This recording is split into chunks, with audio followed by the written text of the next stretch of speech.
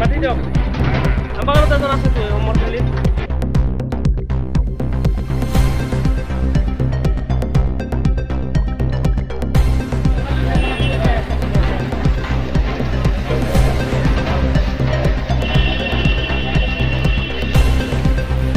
আমবাগান আর কিছু গেট এটা দুটা চুর ধরেছে বলে এই কারণে করে আমবাগান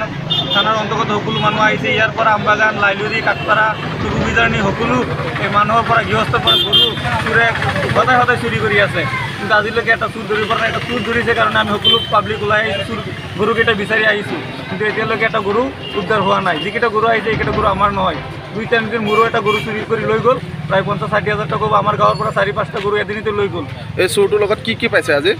ইয়াত গৰু পাইছে 6-7টা এটাই 4চকীয়া গাড়ী পাইছে কিয় গাড়ী পাইছে আৰু এটা বলেৰো পিকআপ পাইছে এতিয়া আৰু কি হুটপুচ কৰিলে বুজা যাব আৰু ক'ত গৰু আছে আমাৰ পৰা ইয়াৰ এই অঞ্চলৰ পৰা প্ৰায় 2-3 গৰু লৈ গৈছে চুৰে চুৰটোৰ নাম কি জানে নেকি এইটো আমি নাজানো পুলিচে আৰু কি বিষয়াসকলে জানে এতিয়া ৰূপহী থানাৰ ওচি মহোদয় আহিছে সিহঁতে হুটপুচ কৰিলে এতিয়া আমি আৰক্ষী প্ৰশাসনক এইটো অনুৰোধ জনাম এছপি মহোদয়ক যাতে ইয়াত এই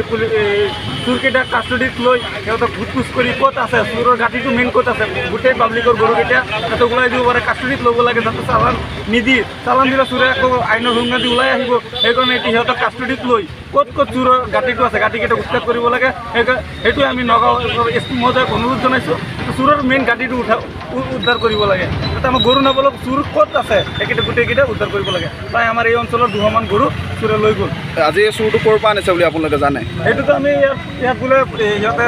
মাজুলীৰ পৰা বোলে মাজুলী ফুটাকলঙৰ পৰা গম পাইছোঁ কিন্তু আমিতো নাজানো পুলিচ বিষয়াই যি কি কৰিছে আমিতো সোমাব নোৱাৰোঁ বহুত মানুহ ভিৰ হৈছে সিহঁতে গম পাই আমি এইটো কৈ আছোঁ যে এছ পি মহোদয় যাতে এইটো কাষ্টডিত আনি ক'ত আছে চুৰৰ মেইন ঘাটিটো যাতে উদ্ধাৰ কৰিব পাৰে সেইটো অনুৰোধ জনাইছোঁ